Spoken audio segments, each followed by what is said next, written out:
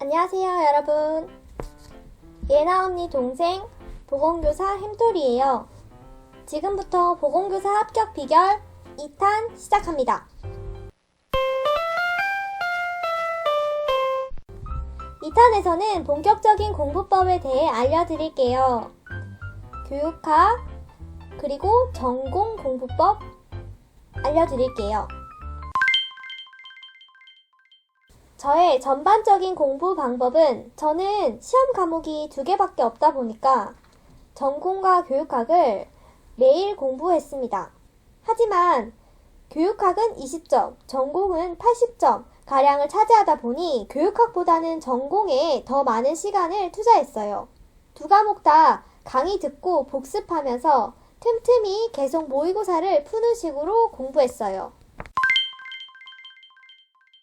제가 들은 인강은 교육학은 초시 때는 신태식 선생님, 제시 때는 이경범 선생님 강의를 들었어요.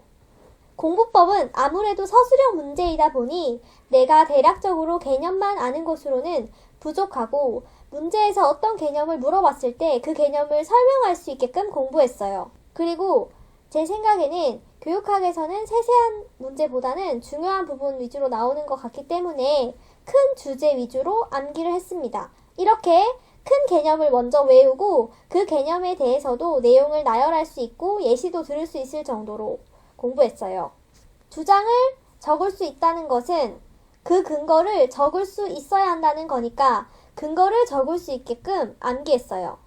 그리고 제시 때는 이경범 선생님 강의를 들으면서 초시 때 공부했던 신태식 선생님의 핵심 논거 프린트부를 같이 봤어요.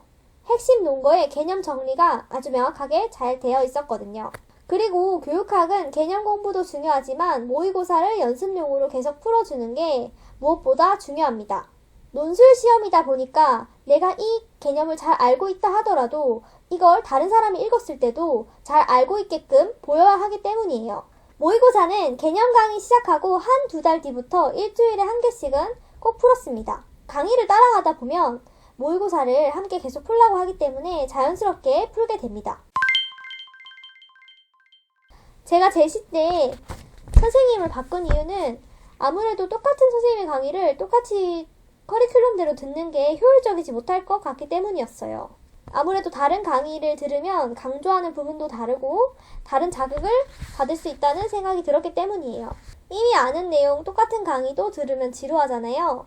신태식 선생님의 장점은 확실하게 정리가 잘 되어 있다는 점이에요. 반면 이경범 선생님 강의는 내용이 조금 어려웠어요. 쓰는 단어나 전반적인 내용이 조금 초시분들에게는 어렵게 느껴질 수 있을 것 같아요. 그래서 이경범 선생님의 강의는 제시 이상부터 듣는 것을 추천하고 초시 때는 제가 들었던 신태식 선생님이나 아니면 본인에게 맞는 강의를 들어보고 결정하는 것을 추천합니다. 어느 강의를 듣던 간에 적당선까지는 갈 수 있다고 생각합니다. 그 이상으로 높이는 건 자기 역량에 달려있는 것 같아요. 저의 전공 공부법은 우선 초시 때는 임수진 선생님 강의를 들었습니다. 우선 전공 내용이 너무 방대하기 때문에 커리큘럼을 따라서 배우고 복습하는 데에 급급했어요. 개념 배우고 복습하고 기출문제 풀고 그거에 대해서 또 기출문제 풀이 강의 듣고 또 그거 복습하고 이렇게 강의 커리큘럼을 따라가기에 바빴어요. 그래서 제 나름대로 문제를 분석할 수 있는 시간이 많이 없었던 것 같아요. 첫 임용고시를 쳤을 때 느낀 점이 모르는 개념이 너무 많아서 내가 모르는 개념이 많았구나. 내가 범위를 너무 좁게 봐서 아예 공부를 하지 못한 부분이 많아서 많이 틀렸구나. 이런 느낌이 들었었어요. 그래서 저는 제시 때 이 부분을 조금 보완하기 위해서 공부를 나름대로 생각을 하면서 공부법을 바꿨던 것 같아요. 제시 때는 임수진 선생님 기본 강의는 듣지 않았어요. 그 대신 조금 더 범위가 넓은 김기영 선생님 책으로 제 나름대로 공부를 했습니다. 그건 제가 초시 때 쌓아놓은 것이 있기 때문에 기본 개념을 독학으로 할 수 있었어요. 여기서 제가 드리고 싶은 말은 여러분은 초시 때라도 개념 강의를 듣고 복습하고 기출문제 풀고 이렇게 급급하기보다는 나름대로 공부의 방향을 잡아가면서 공부하시는 거를 추천드립니다. 그래서 저는 기본 강의는 제가 듣지 않고 김기영 선생님 책으로 공부하고, 그리고 임수진 선생님 기본 강의를 압축해 놓은 심화 강의부터 문제풀이 강의까지 들었어요. 그리고 저는 임수진 선생님 강의뿐만 아니라 김동현 선생님 강의도 함께 들었습니다. 여러 가지 문제를 풀면 저에게 좀 도움이 될 거라 생각을 하고 다른 강사님들의 문제풀이 강의를 듣고 모의고사를 함께 풀어봤습니다. 거기서 기존에 제가 알고 있던 것에서 부족한 부분을 보충했습니다.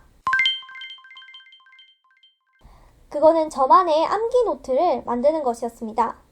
제가 만약에 학교 보건을 공부를 했어요. 근데 제가 거기서 모르는 부분이 있었던 거예요. 그래서 책에다 필기를 했어요. 그리고 저는 이걸 외웠다고 생각을 하고 다시 넘어가고, 그리고 다시 학교 보건으로 돌아갈 때까지 걸리는 시간이 최소 한 달 이상이더라고요. 그렇게 다시 학교 보건 돌아가면 제가 또 몰라서 적어놨던 부분을 또 까먹게 되더라고요. 그래서 저는 그때부터 정리를 하자. 노트에 내가 모르는 부분을 적어보자. 이런 생각이 들었어요. 근데 보통 사람들 같은 경우에는 그게 정리하는 게 뭐 그렇게 특별한 일인가, 그냥 정리를 하는 게 아닌가 이런 생각이 드시잖아요. 근데 저는 제가 정리를 진짜 못하는 성격이기 때문에 정리 노트가 아예 없고 그냥 책으로 계속 공부를 했었어요. 왜냐면 저는 정리를 하는 것부터가 저한테는 너무 일이었기 때문이에요. 그래서 저는 어떻게 하면 제가 계속 포기하지 않고 정리를 할 수 있을까 생각을 했어요. 그래서 저는 목차나 순서에 맞게끔 정리를 하지 말고 그냥 제가 학교 보건 공부하다가 모르면 그냥 학교 보건 파트를 모르는 부분을 적고, 그리고 제가 아동간호학 공부하다가 모르는 거 나오면 그냥 학교 보건 밑에다 적고, 정신간호학보다 모르면 아동간호학 밑에 또 정신간호학 적고, 그렇게 모르는 개념만 그냥 따로따로 개별적으로 적어 나갔어요. 정리에 의미를 부여하는 순간 공부가 아니라 정리의 일이 되어버릴 것 같아서 그냥 단순히 한 번 더 보고 싶다는 느낌으로 간단하게 적었어요.